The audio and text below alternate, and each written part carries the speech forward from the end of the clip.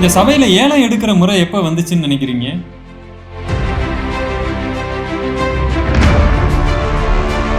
ஒரு அம்மா எனக்கு கூப்பிட்டாங்க. இந்த ஆசீர்வாத தட்டு கதையை சொன்னாங்க. எனக்கு ரொம்ப வேதனையா போயிருச்சு. அவங்க என்ன பண்ணாங்கன்னா, அந்த ஆசீர்வாத தட்டு வரும்பொழுது அந்த போதகரமா தன்னுடைய கையில போட்டிருக்கிற நகையை காட்டி அதுல வச்சு, இப்ப இதுக்கு அதிகமான ஆசீர்வாதம் வந்துருச்சு, நீங்க யார் ஏலம் எடுக்கிறீங்களோ எடுங்கன்னு ஒருத்தர் 12 லட்சம் ரூபாய்க்கு மேல அதுக்கு ஏலம் எடுத்திருக்கிறாரு. ஏன் ஆசீர்வாதம்னா, போதகரமா கையில போட்டிருக்கிற அந்த நகை அது அதுல வந்துருச்சாம்.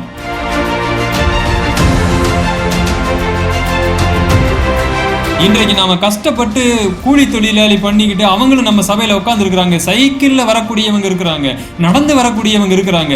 இவங்க எல்லாம் அந்த ஆசீர்வாத தட்டு ஏலத்தை எப்படி பார்த்துக்கிட்டு இருக்கிறாங்க தெரியுங்களா? அப்படி ஒரு ஓரமா கூனி குறுகி போய் வேதனைப்பட்டு வெக்கப்பட்டு, ஆண்டவரே இப்படித்தான் நீங்க ஆசீர்வாதத்தை கொடுப்பீங்கன்னா,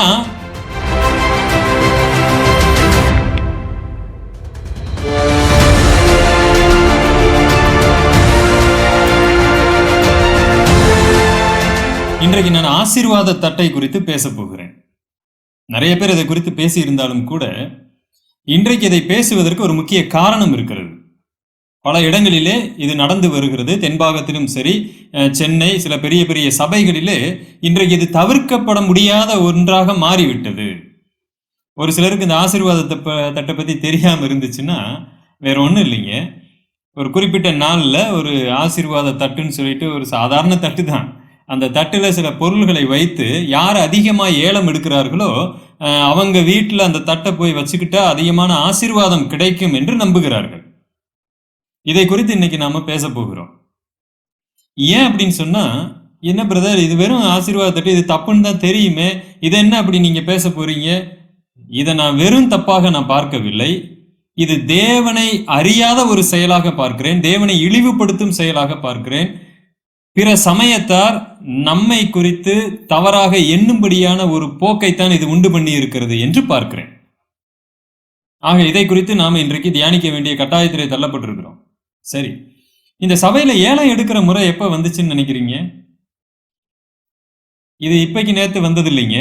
இது மிஷனரிகள் காலத்துல இருந்தே இருக்கு. அதை சாக்கா வச்சுக்கிட்டு தான் நிறைய சபைகளில இந்த ஏலம் எடுக்கும் முறையை வச்சுக்கிட்டு இருக்கிறாங்க. ஆனா மிஷனரி காலத்துல எப்படி இருந்துச்சு தெரியுங்களா?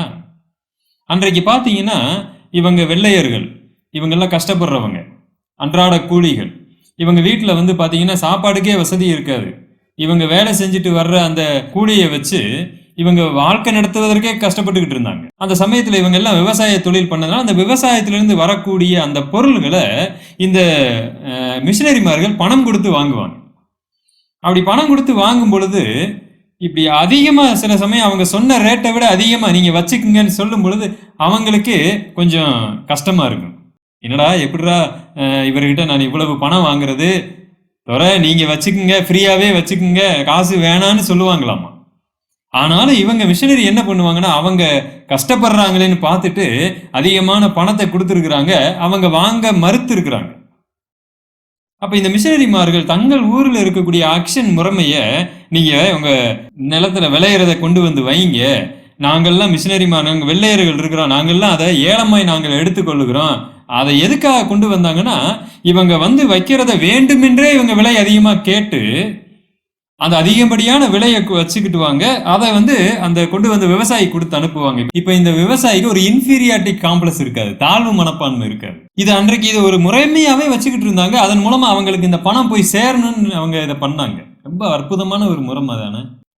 இந்த ஏல முறைமைகள் பின்னாளிலே சடங்காய் மாறி சபையில இத வந்து அதிகமான பணத்துக்கு நீங்க கேட்டீங்கன்னா உங்களுக்கு ஆசீர்வாதம் அப்படின்னு சொல்லி இன்றைக்கு நம்ம சபையில ஏல விட வேண்டிய அவசியமே கிடையாது. அதை ஒரு பெரிய பிரச்சனையாக இன்னைக்கு மாத்தி வச்சிருக்கிறாங்க. நான் கேட்கிறேன், தேவனுடைய ஆசீர்வாதம் உங்களுக்கு கிடைக்கணும்னா என்ன நீங்க சொல்லி தர்றீங்க? அந்த ஒரு குறிப்பிட்ட நாள்ல ஒரு தட்டை எடுத்துட்டு வர்றீங்க, அதுல ஒரு பொருளை வைக்கிறீங்க, இதை யார் அதிகமான விலைக்கு கேட்கிறாங்களோ அவங்களுக்கு அது ஆசீர்வாதம்னு நீங்க சொல்றீங்களே. நான் கேட்கிறேன், தேவனுடைய ஆசீர்வாதத்தை நீங்கள் பணத்தை வைத்து வாங்கி இருக்கிறீங்களான்னு கேட்கிறேன். அப்போஸ்தலர் 8ஆம் அதிகாரம் 18வது வசனம். அப்போஸ்தலர்கள் தங்கள் கைகளை அவர்கள் மேல் வைத்ததினால் பரிசுத்த ஆவி தந்தருளப்படுகிறதை சீமோன் கண்டபோது அவர்களிடத்தில் பணத்தை கொண்டு வந்து, நான் எவன் மேல் என் கைகளை வைக்கிறேனோ அவன் பரிசுத்த ஆவியை பெறத்தக்கதாக எனக்கும் இந்த அதிகாரத்தை கொடுக்க வேண்டும் என்றான். பேதுரு அவனை நோக்கி, தேவனுடைய வரத்தை பணத்தினாலே சம்பாதித்துக் கொள்ளலாம் என்று நீ நினைத்தபடியால் உன் பணம் உன்னோட கூட நாசமாய் போக கடவது. உன் இருதயம் தேவனுக்கு முன்பதாக செம்மையாய் இராதபடியால் இந்த விஷயத்திலே உனக்கு பங்கும் இல்லை பாகமும் இல்லை. ஆகையால் நீ உன் துர்க்குணத்தை விட்டு மனம் திரும்பி தேவனை நோக்கி வேண்டிக்கொள். ஒருவேளை உன் இருதயத்தின் எண்ணம் உனக்கு மன்னிக்கப்படலாம். நீ கசப்பான பிச்சிலும் பாவக்கட்டிலும் அகப்பட்டு இருக்கிறதாக காண்கிறேன் என்றான்.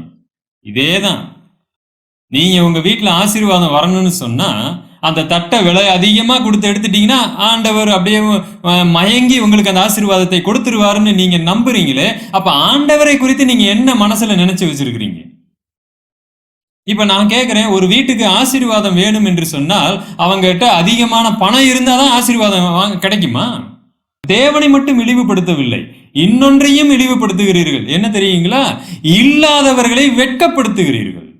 1 கொரிந்தியர் 11ஆம் அதிகாரத்தில் அப்போஸ்தலனாகிய பவுல் அன்றைக்கு இருந்த ஜனங்களை கடிந்து கொள்ளுகிறார். நீ சாப்பிட்டுக்கிட்டு இருக்கிற, அங்க ஒருத்தன் சாப்பாடு இல்லாம இருக்கிறான், அவன் முன்னாடி நீ சாப்பிடுறதை அவனை நீ வெட்கப்படுத்துகிறாய் என்று சொல்லுகிறார். இன்றைக்கு நாம கஷ்டப்பட்டு கூலி தொழிலாளி பண்ணிக்கிட்டு அவங்களும் நம்ம சபையில உட்கார்ந்து இருக்கிறாங்க. சைக்கிள்ல வரக்கூடியவங்க இருக்கிறாங்க, நடந்து வரக்கூடியவங்க இருக்கிறாங்க. இவங்க எல்லாம் அந்த ஆசீர்வாத தட்டு ஏலத்தை எப்படி பார்த்துக்கிட்டு இருக்கிறாங்க தெரியுங்களா?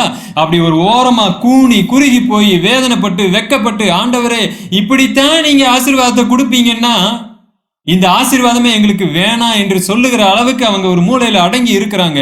ஆனா நீங்க உங்க இடத்துல இருக்கிற 10 லட்சம் 12 லட்சம் 20 லட்சம் என்பதை, இதை நான் வாங்கி பாருங்க, ஆசீர்வாதத்தை நான் பணத்தால வாங்க போறேன்னு சொல்றீங்க. உண்மையிலே நீங்க வாங்கினது ஆசீர்வாதமா சாபமா? பிளீஸ் தப்பிச்சுக்குங்க, எச்சரிக்கை. சரி, நான் தெரியாம தாங்க கேட்கிறேன். இந்த ஆசீர்வாதத்தை பணம் கொடுத்து, அதிகமான பணம் கொடுத்து வாங்குறீங்களே, இந்த ஆசீர்வாதத்தை விட மேலான ஒரு ஆசீர்வாதம் தேவனாலே நாம் நீதிமான் ஆக்கப்படுதல், ரட்சிக்கப்படுதல், பாவம் மன்னிக்கப்படுதல். அதற்காக ஆண்டவராகிய இயேசு கிறிஸ்து விலையேற பெற்ற இரத்தத்தை சிந்தி அந்த சிலுவையிலே நமக்காக மரித்தார். அந்த ஆசீர்வாதத்தை, ஆண்டவரே நான் உம்மால் ரட்சிக்கப்படணும், நான் பரலோகம் போகணுங்கிற ஆசீர்வாதத்துக்கு அவர் எதை தகுதியாக வைத்திருக்கிறார்னு பாருங்க. விசுவாசத்தை மட்டும்தான் தகுதியா வச்சிருக்கிறார், வேற எதையும் கிடையாது. ஆனா அவர் அதற்காக விலையேற பெற்ற, விலையே இல்லாத ஒரு ரத்தத்தை கொடுத்திருக்கிறார். ஆனா அவர் நமக்கு இலவசமாய் விசுவாசத்தினால் அதை சுதந்திரித்துக் கொள்ளுங்க என்று சொல்லும் பொழுது, இன்றைக்கு நம்மளுடைய பல சபைகளிலே இந்த ஆசீர்வாதத்தை நீ விலை கொடுத்து வாங்க முடியும் என்று சொல்லி இருப்பது தேவனையே அவமானப்படுத்தும் செயல் தானே. சிலர் நினைக்கிறீங்க, இதை நீங்க சொல்றதுனால தாங்க கிறிஸ்தவம் தூஷிக்கப்படும். இல்ல, இதை நீங்களும் நானும் பேசாம இருக்கிறதுனால தாங்க கிறிஸ்தவம் தூஷிக்கப்படுகிறது. எங்க உண்மையிலே உங்களுக்கு வேதனை வரலையா? கர்த்தருடைய ஆசீர்வாதத்தை பணத்தினாலே சம்பாதிக்க முடியும் என்று போதித்துக் கொண்டு இருக்கிறதுனால உங்களுக்கு ரத்தம் கொதிக்கல? ஐயோ, தேவனுக்கு எதிராக அப்படி நடக்குதுன்னு உங்களுக்கு ஏன் ஒரு கஷ்டம் வரல? உங்களுக்கு ஒண்ணு தெரியுங்களா? இயேசு கிறிஸ்துவை தூஷிக்கிறவங்க இருக்கிறாங்க. இந்த கிறிஸ்தவத்தையே அழிச்சிடணும், கிறிஸ்தவர்களையே அழித்து விட வேண்டும் என்று செயல்பட்டு கொண்டிருக்கிறவங்க இருக்கிறாங்க. அவங்கள பார்த்தெல்லாம் நீங்கள் நானும் துடிக்க வேண்டிய அவசியம் இல்லை. ஏன்னா உலகம் உண்டானது முதற்கொண்டு கர்த்தருடைய பிள்ளைகளுக்கு எதிராக சாத்தான் செயல்பட்டு கொண்டிருக்கிறான். ஆனால் உங்களுக்கு எதற்கு துடிக்கணும் தெரியுங்களா? நமக்குள்ளாகவே இருந்து கொண்டு கர்த்தரை விலை பேசி விற்று கொண்டு இருக்கிறாங்களே, நீங்க என்ன சொல்லிட்டு இருக்கிறீங்க? பரவாயில்லைன்னு சொல்லிட்டு இருக்கிறீங்க. உங்களுக்கு ஒண்ணுன்னா நீங்க சும்மா இருப்பீங்களா? சொல்லுங்க. இயேசு கிறிஸ்து தனக்கு ஏதோ பிரச்சனை வரும் பொழுது அமைதியாக இருந்தார். தன்னை பெயல்செபூல்னு திட்டினாங்க, அமைதியா இருந்தார். தன்னை அடிச்சாங்க, அமைதியா இருந்தாரு. ஆனால் பிதாவுக்கு ஒண்ணு, என் பிதாவினுடைய வீட்டை நீங்க என்ன பண்ணி வச்சிருக்கிறீங்க, கல்லர் குகையா மாத்தி வச்சிருக்கிறீங்க, சாட்டையை தூக்குனார். இன்னைக்கு நாம அதை உல்டாவா பண்ணிக்கிட்டு இருக்கிறோம். என்னை யாரும் பேசிடக்கூடாது, சண்டைக்கு போவோம். என் வீட்டுல ஒரு நஷ்டத்தை உருவாக்கிட்டா போதும், அழுதுகிட்டு சண்டைக்கு போய் எல்லாத்தையும் சரி பண்ணுவோம். ஆனா தேவனுக்கு, தேவனுடைய சபைகளுக்கு நஷ்டத்தை உருவாக்குகிறவர்கள், அவப்பெயரை உருவாக்குகிறவர்களுக்கு கர்த்தர் பார்த்து கொள்ளுவார்னு ஒரே வார்த்தையில சொல்லிடுவோம். அந்த பாரம் உள்ளுக்குள்ள இருந்து வரணுங்க. கர்த்தரால் சுமரும் பாரம். தேவனுடைய ஆசீர்வாதத்தை பணத்தினால என்னைக்கும் சம்பாதிக்க முடியாது.